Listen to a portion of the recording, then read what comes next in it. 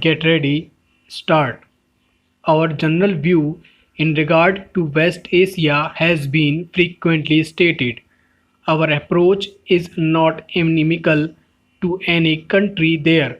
It is friendly to all countries, but inevitably our sympathies are with the Arab countries and with Arab nationalism, which represents today the urge of the people.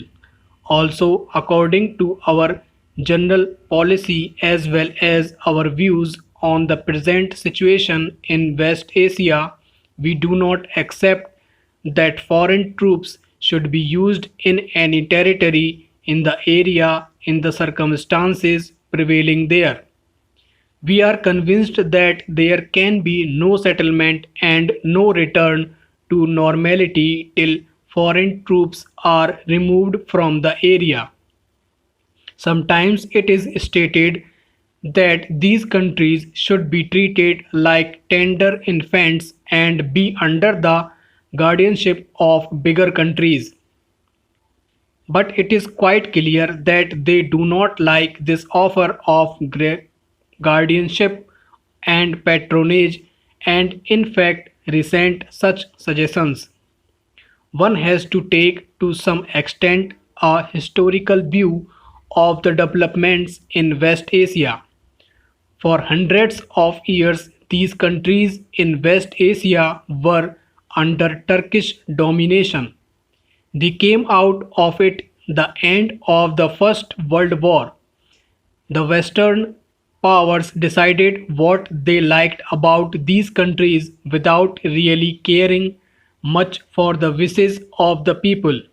Probably there was no organized way for the people to express their view. New nations were created, and the contacts of the Western powers were with the rulers of their own creation or chiefly with the landed gentry. There were few contacts with the people.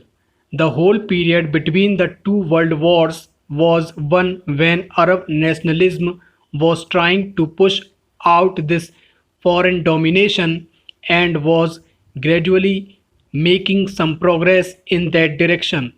Then came the war and the post war period when much has happened in the various countries of Middle East. The major fact in West Asia is the growth of urban nationalism in a very powerful resurgent way.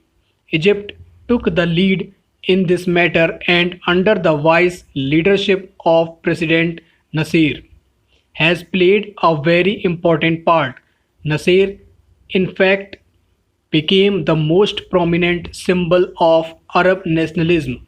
The fact which was patent was neither liked nor appreciated by many powers, and an attempt was made to split the Arab countries, in fact, Arab nationalism. This should not be allowed to happen in the interest of global peace.